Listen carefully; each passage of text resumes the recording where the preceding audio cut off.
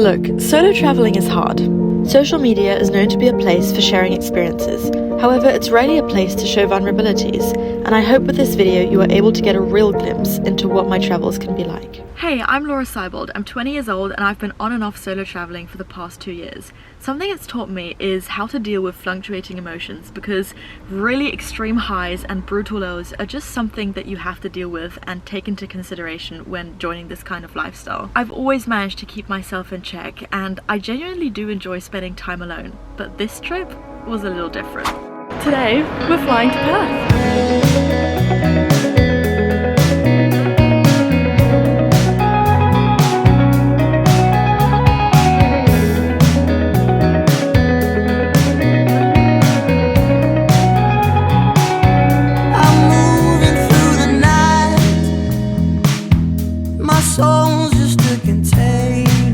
Morning guys, it is the first day in Perth.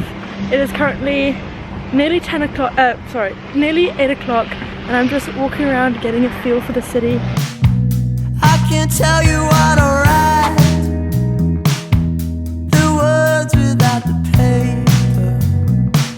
Take my ego for a drive, leave it out at the 110 sign. In the kitchen after 5, in the hallway before 9. And if it wasn't for the time in the taxi, then you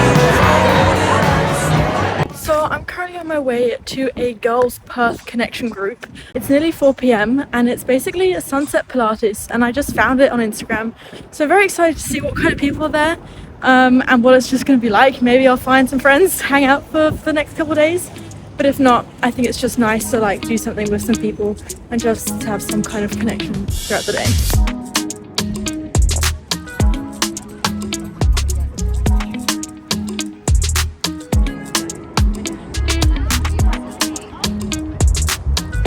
We're on the move again. We're heading to Freemantle today, which is like a 40-minute train ride away from Perth City. And it's supposed to be a much more lively and younger audience, so I'm very excited. Well, I've made it to my new hostel. I'm in Freemantle in the Pirates hostel. The staff are super nice and I've just like seen the people that are kind of staying here because I walked through and had a look around the hostel. This is my room and it's probably the like uncleanest, dirtiest hostel room I've ever been in. But it's only 3 nights and it is all females and the people are nice. It's just a bit untidy.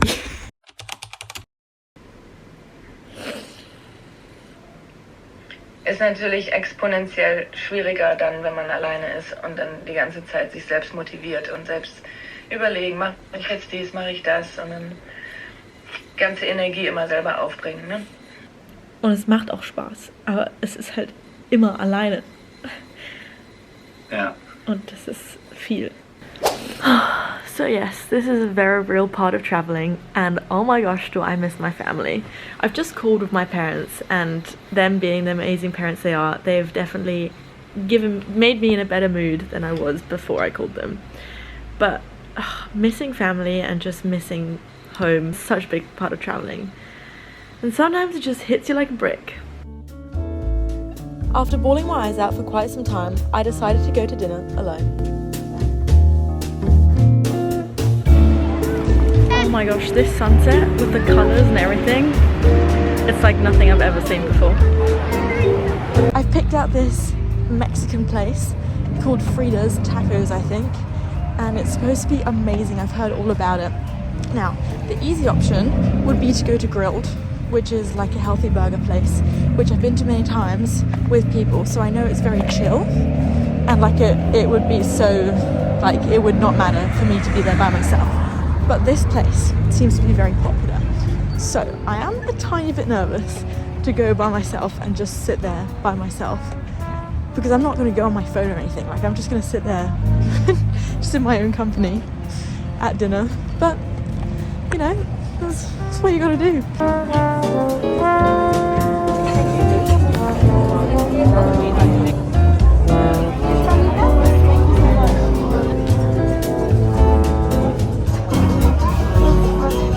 So dinner was good. It was very delicious actually. And now I'm just walking along the streets, and I was gonna go to Yochi to get some dessert, and I've just realised there's still street performers, and it's like nearly 8 p.m.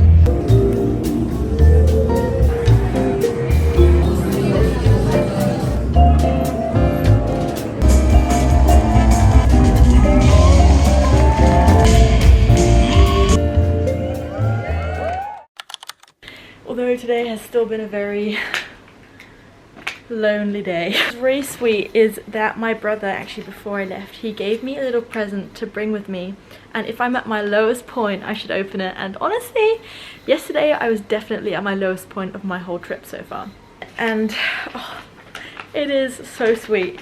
It's this long message and this like picture strip which I'm using as a bookmark now, and with a little note on the back, and oh, I love him so much.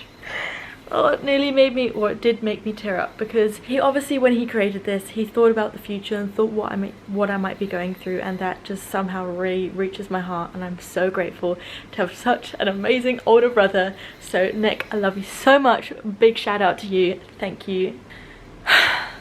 It is hard being by yourself for such a long time. I'm not a very big crier at all. So that's why yesterday definitely showed me how emotional I had been and how much I'd been like holding in, because I was definitely trying to hold in all my emotions in the past couple days. And usually I wouldn't speak too much about this because I don't want to be like, oh, I'm so emotional and life is so hard, because it's not, and I know that, and I'm always so grateful in every moment, and truly I don't want to take anything for granted, and I'm just so beyond happy and proud of myself for coming this far during my travels, and I have so much gratitude that I carry with me every single day, knowing that what I do is not something everyone gets to experience. So from the bottom of my heart, I am extremely grateful for everything I'm doing. And that being said, down moments are still okay to have, and you don't always have to have your whole life put together and every moment planned out and be happy and energetic and everything. Now it is 3:20 and I've just put on a load of washing. I've just written a load of postcards which I'm going to send off in a second. It is 6:29 and I'm on my way to the ferry to go over to Rotness Island. Once again, the streets are completely empty and it feels like it's only me alive in this city. So the plan for today, I'm leaving, my ferry leaves at 7 and I only get back on the ferry that's at 6 p.m. So I have a whole day on Rotness Island. I think it's going to be the most insanely beautiful spot I've ever been to from seeing the pictures. So fingers crossed that actually happens, and it actually is very nice.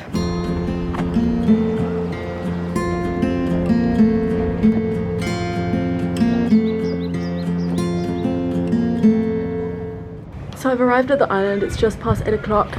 I've hired a bike and now we're gonna go on a bike ride around the whole island. Let's go. Cruising down the street in my 6'4", jocking the freaks, clocking the dough. This is so funny to me. I'm just on a random island by myself, cycling around the island. Who would have thought?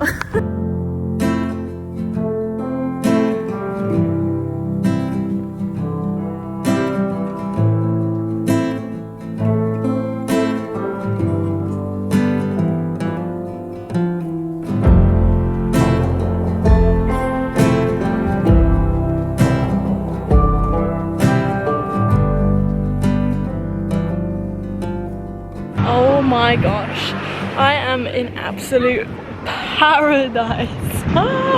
I've just gotten some lunch from the supermarket because everything else is so expensive. I got a pasta salad and some vegetable sticks, and now we're gonna eat this food and enjoy the sun. Monsters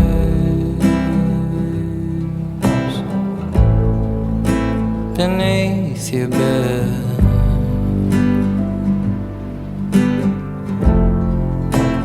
What's real?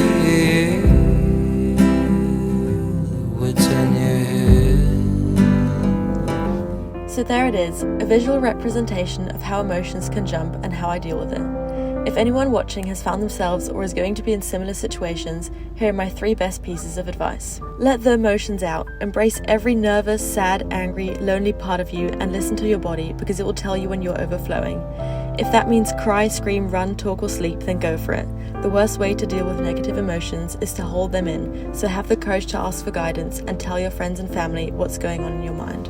Be kind to yourself. You're probably going through a phase in your life which will result in immense growth, and with that comes learning from mistakes, navigating hard decisions, and feeling insecure or even like an outcast. No one said that it was going to be easy, and holding unrealistic expectations for yourself will overwhelm and pressure you 10 times more. As much as you need rest from exercise, your body also craves downtime and reset days, so take them with gratitude. Find ways to activate that inner flame after feeling down. Especially if you're traveling solo, it's mainly up to you to get back on track, so you have to create a routine or pick out a small habit that can be used to remotivate and recharge you. In my case, I actually like to push my comfort zone. For example, after my emotional evening in Freemantle, I decided to go out to dinner by myself. This gave me something new to focus on and completely shifted my mindset. I felt like I couldn't enjoy anything because I was missing home so much, and that's all my brain was telling me. So going to dinner solo forced my headspace to be strong and created new pathways for confidence. It wasn't an impossible challenge, which would probably have sent me into another negative spiral. It was a new obstacle to master. I believe in you, and like a good friend of mine recently said, you can do hard things.